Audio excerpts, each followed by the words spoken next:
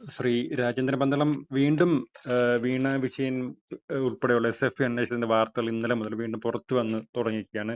ഇതിലേറെ ഞെട്ടിക്കുന്ന ഒരു വാർത്ത എന്ന് പറഞ്ഞാൽ ഭീകരബന്ധത്തിനും ഇവർ പണം ഉപയോഗിച്ചിട്ടുണ്ടോ എന്നൊരു ഞെട്ടിക്കുന്ന വെളിപ്പെടുത്തൽ ഇന്നലെ കോടതിയിൽ നടന്നിട്ടുണ്ട്. അതെ. അതായത് ഈ പണമിടപാടുകളെ കുറിച്ചുള്ള നമ്മളൊക്കെ SFI ആണെന്ന് ചോദിച്ചുകൊണ്ടിരുന്നപ്പോ അവരെ നിശബ്ദമായിട്ട് അവരെ കർമ്മനിരതരായിട്ട് അവരുടെ പ്രവർത്തനം തുടരുകയായിരുന്നു, അന്വേഷണങ്ങൾ തുടരുകയായി. ഇപ്പൊ ഈ കേരളത്തിലെ കൊടി കെട്ടിയ പത്രക്കാർക്കൊന്നും കാണാത്ത രഹസ്യങ്ങളൊക്കെ അവർ ഈ മാസങ്ങൾ അത്രയും കൊണ്ട് കണ്ടുപിടിച്ചിരിക്കുന്നു. ഇതിനിപ്പോ പുതിയ മാനങ്ങൾ ഉണ്ടെന്നാണ്. സാമ്പത്തിക അഴിമതി ഇടപാട് മാത്രമല്ല, അതായത് ഫൈനാൻഷ്യൽ ഫ്രോഡ് മാത്രമല്ല, അതിനപ്പുറം തീവ്രവാദ ബന്ധം കൂടിയുണ്ടെന്നാണ് മനസ്സിലാവും. ഇന്ത്യയുടെ താല്പര്യത്തിനെതിരായിട്ട് ഇന്ത്യയുടെ ശത്രുക്കളായിട്ടുള്ളവർക്കും ഇന്ത്യയുടെ നിലനിൽപ്പ് തകർക്കാൻ വേണ്ടി പൊരുതുന്ന ആൾക്കാർക്കും പണം കൊടുത്തിട്ടുണ്ട്, ഇടപാട് നടത്തിയിട്ടുണ്ടെന്നും ഒക്കെയാണ് ഇപ്പോൾ വ്യക്തമാണ്. CMRൽ ആദ്യം തൊട്ട് തന്നെ കിടന്ന് വെപ്രാളം കാണിക്കുകയായിരുന്നു. തങ്ങളുടെ ഇടപാടെല്ലാം ആദായ നികുതി വകുപ്പ് വഴി പരിഹരിച്ചതാണ്, പണമെല്ലാം കൊടുത്തു തീർത്താണ്, ഇനി ഒരു ഇടപാടും ഇല്ലാന്ന്. ആ ഒരു വെപ്രാളം കാണിക്കല്ലേ. അങ്ങനെ ഇടപാട് തീർത്താണെങ്കിൽ പിന്നെ വെപ്രാളത്തിന്റെ ആവശ്യമില്ലല്ലോ. ആ വെപ്രാളം കാണിക്കൽ എന്തിനാണെന്ന് ഇപ്പോൾ വ്യക്തമായി. CMRലിന്റെ നിലനിൽപ്പ് തന്നെ, ഇന്ത്യയുടെ നിലനിൽപ്പല്ല, അതവിടെ ഭദ്രമായിട്ടിരിക്കും. CMRലിന്റെ നിലനിൽപ്പ് തന്നെ അപകടത്തിലാക്കുന്ന വിധത്തിലുള്ള പണമിടപാടുകൾ അവർ നടത്തിയിട്ടുണ്ടെന്നാണ് ഇപ്പോൾ വ്യക്തമാകുന്നത്. പിണറായി വിജയന് മാത്രമല്ല, അതിനപ്പുറം രാജ്യത്തെ തകർക്കാൻ വേണ്ടി ഗൂഢാലോചന നടത്തുന്ന എല്ലാ ശക്തികൾക്ക് കൂടി സംഭാവന പോയിട്ടുണ്ട്. അത് ഏതുവഴിയാണ് പോയിട്ടുള്ളത് എന്നുള്ളതാണ് ഏറ്റവും പ്രസക്തമായിട്ടുള്ള ചോദ്യം. അത് തീർച്ചയായിട്ടും പിണറായി വിജയൻ കുടുംബം വഴിയാണ് അതുമായിട്ട് ബന്ധപ്പെട്ടിട്ടുണ്ടെങ്കിൽ അത് തീർച്ചയായിട്ടും അവരുടെ രാഷ്ട്രീയ ഭാവിയെ തന്നെ അവസാനിപ്പിക്കുന്നതും CPMനെ സംബന്ധിച്ചിടത്തോളം ഒരു ചെക്ക് മേറ്റ് കൂടിയാണ് എന്ന് പറഞ്ഞു കഴിഞ്ഞാൽ അത് അവരുടെ രാഷ്ട്രീയ ജീവിതം അവസാനിപ്പിക്കാൻ പോരുന്നതാണ്. ആ തരത്തിൽ വളരെ പ്രാധാന്യമേറിയ കണ്ടുപിടുത്തങ്ങളൊക്കെ വന്നിട്ടുണ്ട്.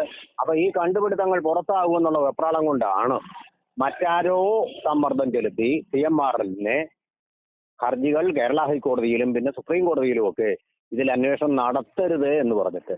സാധാരണ ഈ രാഷ്ട്രീയ നേതാക്കളായാലും സ്ഥാപനങ്ങളായാലും അന്വേഷണം നടക്കട്ടെ, അന്വേഷണവുമായിട്ട് സഹകരിക്കും എന്നൊക്കെയാണ് പറയാറുള്ളത്. ഏത് അന്വേഷണവും നേരിടാൻ തയ്യാറാണെന്നൊക്കെയാണ് സാധാരണ വാക്കിൽ പറയാറുള്ളത്. ഇത് അന്വേഷണമേ നടത്തരുത്, ഞങ്ങൾക്ക് എന്തൊക്കെയോ ഒളിക്കാനുണ്ട്, ഞങ്ങളുടെ അലമാരിയിൽ കള്ളനോട്ടുകളുണ്ട്, അസ്ഥി കൂമ്പാരങ്ങളുണ്ട്, തലയോടുകളുണ്ട് എന്നൊക്കെ ഉള്ള ഒരു കുറ്റസമ്മതം തന്നെയാണത്. എന്ത് ഫ്രോഡ് ഡീൽസ് നടന്നിട്ടുണ്ട്. അപ്പോ ഇവർക്ക് ധാരാളമായിട്ടുള്ള ഇടപാടുകൾ ഉണ്ടായിട്ടുണ്ട് CMRലിന്. ആ കൂട്ടത്തിൽ തീർച്ചയായിട്ടും ഇന്ത്യയുടെ നിലനിൽപ്പിനെ എതിർക്കുന്ന, ഇന്ത്യയുടെ സുരക്ഷയ്ക്ക് ഭീഷണി ഉണ്ടാക്കുന്ന ശക്തികളും ഉണ്ട് എന്നുള്ളതാണ് വ്യക്തമായിരിക്കുന്നത്. സംസ്ഥാന ഗവൺമെന്റ് ആയാലും ശരി, സംസ്ഥാന മുഖ്യമന്ത്രിയായിട്ടും ഗൗരവമായിട്ട് എടുക്കേണ്ട കാര്യങ്ങളാണത്. ഒന്നുകിൽ അവർക്ക് അതിൽ പങ്കാളിത്തമുണ്ട്, അല്ലെങ്കിൽ ആ കാര്യത്തിൽ അവർ കണ്ണടച്ചു എന്ന് ബോധ്യമാവുന്ന തരത്തിലുള്ള ഇടപാടുകൾ നടന്നിട്ടുണ്ട്. കേരളത്തിനകത്ത് നടന്ന ഒരു രാജ്യദ്രോഹ പ്രവർത്തനമാണത്. അപ്പൊ ആ കാര്യത്തിലും കൂടി പുതിയ മാനങ്ങൾ കൈവരിച്ചിരിക്കുകയാണ്. ഇത് കേവലം ഒരു അഴിമതി മാത്രമല്ല, അഴിമതിക്കപ്പുറം ദേശദ്രോഹ പ്രവർത്തനവും രാജ്യ സുരക്ഷാ പ്രശ്നവും കൂടിയാണ് ഇൻവോൾവ് ചെയ്തിരിക്കുന്നത്. അതുകൊണ്ട് ഏത് വിധേനയും അന്വേഷണം നടത്തിയേ പറ്റൂ. CMRL കമ്പനിയുടെ ഈ മരണവെപ്രാളം ഒക്കെ കാണിക്കുന്നത്, അന്താളിപ്പ് ഒക്കെ കാണിക്കുന്നത് വലിയ ഗുരുതരമായ കുറ്റങ്ങൾ ഇതിന്റെ പിന്നിൽ ആവിർഭവിച്ചിട്ടുണ്ട് എന്നുള്ളതാണ്. അത് തീർച്ചയായിട്ടും അന്വേഷിക്കേണ്ടത് ഇന്ത്യയിലെ ഓരോ പൗരന്റെയും കൂടി കടമയാണ്. കേവലം ഒരു രാഷ്ട്രീയ വൈര്യനിരാധനാ ബുദ്ധിയുടെ കാര്യം മാത്രമല്ല, രാജ്യരക്ഷയുടെ, ദേശാഭിമാനത്തിന്റെ ഒക്കെ പ്രശ്നങ്ങൾ ഇതിനകത്ത് വന്നിട്ടുണ്ട് എന്നുള്ളത് കൊണ്ട് SFI പോയിരിക്കുന്നത് ശരിയായ ദിശയ്ക്ക് തന്നെയാണ്. CMRലിനെ എവിടെയോ പിഴച്ചിട്ടുണ്ട് എന്നുമാണ് നമുക്കിപ്പോൾ പ്രഥമ ദൃഷ്ടിയ ബോധ്യമാകുന്ന കാര്യങ്ങൾ. CMRലിന്റെ പ്രസ്താവനകളൊന്നും വരുന്നില്ല. അവർ കോടതിയിൽ പോയിട്ട് ആ കേസുകളുടെ അവരുടെ ജീവൻ മരണ പോരാട്ടമാണ് അവർ നടത്തുന്നത്.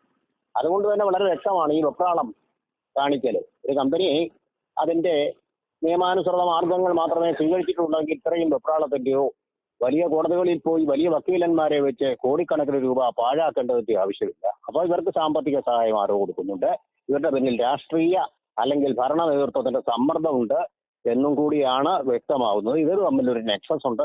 അതായത് രാജ്യദ്രോഹികളും ഭരണകൂടവും ഈ കമ്പനിയും തമ്മിൽ, ഫ്രോഡ് കമ്പനിയും തമ്മിൽ ഒരു ബന്ധമുണ്ട്, ഒരു ബാന്ധവമുണ്ട് എന്ന് തന്നെയാണ് വ്യക്തമാവുന്നത്.